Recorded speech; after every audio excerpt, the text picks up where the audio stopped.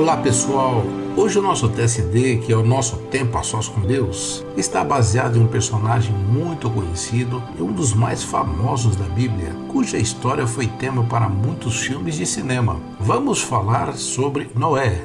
A história de Noé é rica em detalhes, ações e é contada em Gênesis a partir do capítulo 5, 28 até o capítulo 9.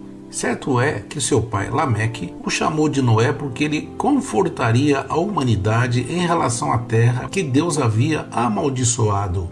Ele teve uma vida muito diferente do restante da sociedade de sua época. Ele era íntegro, homem de fé, obediente e teve uma vida justa diante de Deus. Na sua geração, toda a humanidade estava corrompida pelo pecado. Mas em Gênesis capítulo 6, versículo 8 diz: "Porém Noé achou graça diante do Senhor." Com 500 anos de idade, Noé teve seu primeiro filho. E quando tinha 600 anos, veio o dilúvio sobre a terra. Após o dilúvio, ele viveu mais 350 anos, totalizando 950 anos de idade.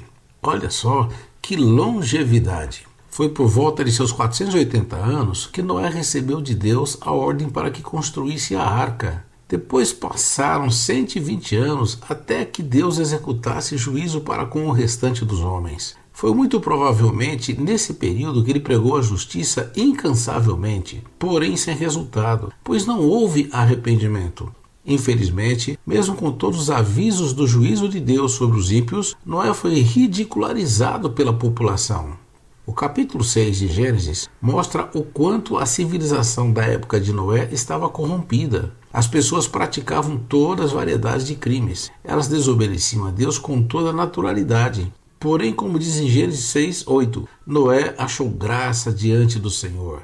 Desta forma, Deus dá o comando a Noé sobre a construção da arca. A arca tinha 150 metros e 3 andares.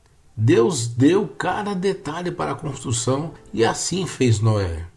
Apesar de toda a complexidade do processo de construção da arca, pela dificuldade de se imaginar um evento nunca visto antes e tendo que suportar todo o escárnio de seus contemporâneos, Noé foi fiel a Deus. Ele construiu a arca e colocou sua família e os casais de cada espécie de animais dentro dela, conforme a ordem de Deus. Quando todos estavam dentro da arca, Deus trancou a porta pelo lado de fora e a terra foi inundada.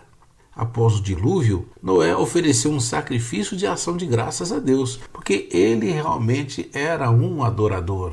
Em Hebreus 11, versículo 7 diz que, pela fé, Noé, divinamente instruído acerca de acontecimentos que ainda não se viam, e sendo temente a Deus, aparelhou uma arca para a salvação de sua casa, pela qual condenou o mundo e se tornou herdeiro da justiça que vem da fé.